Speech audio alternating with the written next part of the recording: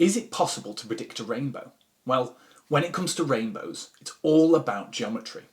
If all the components align, you get a rainbow, and therefore it's more than possible to plan a composition suited to a rainbow.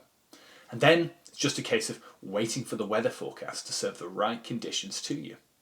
Now, before we get into what to look for in the forecast, it's worth us understanding what causes a rainbow. Well, first of all, you have to have rain. Obviously, we know this.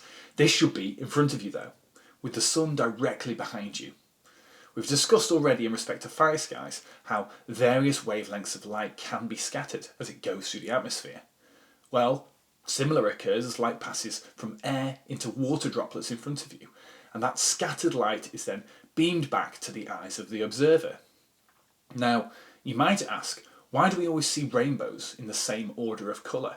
Well, each of the colours generally exit at angles separated by about 2 degrees. Red being the longest visible wavelength, it takes the longest path through the droplet and exits at an angle of about 42 degrees, and then subsequent colours or wavelengths at shallower angles. Now, when light hits a water droplet closer to the ground, the same light is emitted. However, as it's closer to the ground, the red doesn't make its way to your eyes and it hits the ground instead. This is why red is always at the top of the rainbow, and also why the closer you move to a rainbow, it has the illusion of being the same distance away.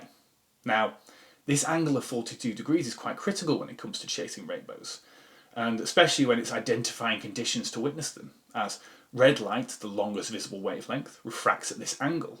If the sun is any higher to the horizon than the 42 degrees, then the rainbow cannot be seen. Theoretically, the rainbow would appear beyond the horizon, but obviously there's no way to witness this. Now, you can use photopills or TPE to determine the elevation of the sun at your chosen location for a given time. And it's worth noting that in winter, rainbows can potentially be seen all day, as the sun doesn't actually get over 42 degrees. However, in the summer months, you only have a few hours in the morning or a few hours in the evening to actually witness them. So now we understand what causes a rainbow and the principles of how light is refracted. Therefore, if you're planning a composition for a photo, then you obviously need to be pointing your camera away from the sun. Now this can get a little tricky, as you cannot guarantee exactly when a rainbow will occur. And over the course of several hours, the sun and the rainbow will move. Therefore, it's worth considering this when choosing a composition, as you want to build in some flexibility to allow you to move around. Now, the elevation of a rainbow matters here also, as it dictates the size of the arc. At sunrise and sunset, when the elevation is low, this leads to larger arcs, whereas when the sun is high in the sky, the arc can be very shallow and low to the ground. Now, when photographing rainbows, I would always pack a wide-angle lens and a telephoto lens, or just your iPhone, so that you can have an adaptability on location. Here are 2 photos I took last year from over at Bleay Tarn in the Lake District. The first was taken on a wide angle, and the second using a telephoto. Wide angles are great for when you're trying to capture the whole rainbow. However, often make the landscape look quite small, particularly if the rainbow is a very large arc. And it doesn't always go to plan on location, and a telephoto lens will allow you to pick up more intimate details and simultaneously make the rainbow look large in a scene. This can be very impressive in a photo.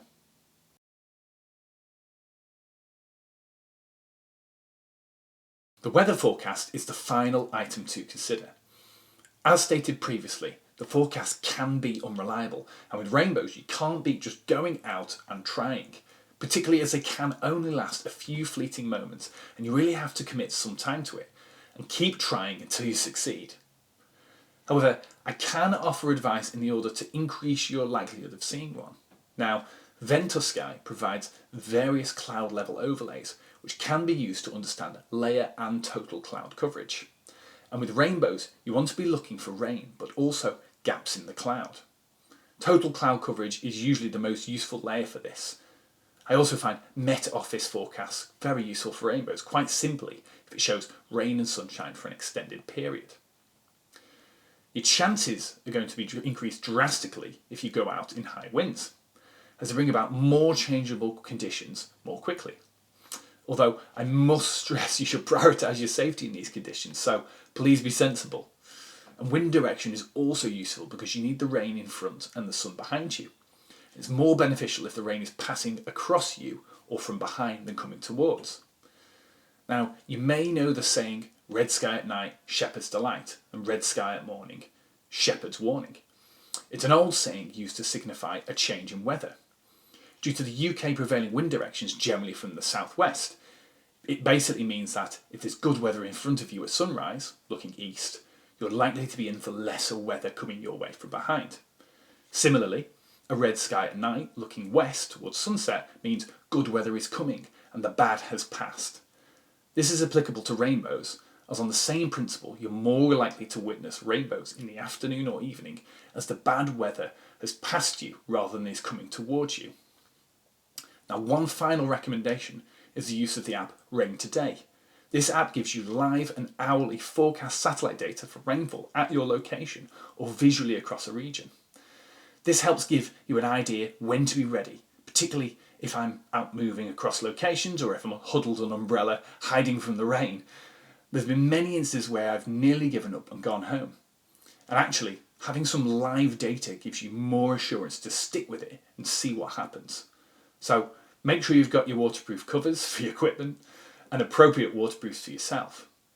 And be careful out there in these changeable weather conditions, and good luck chasing rainbows.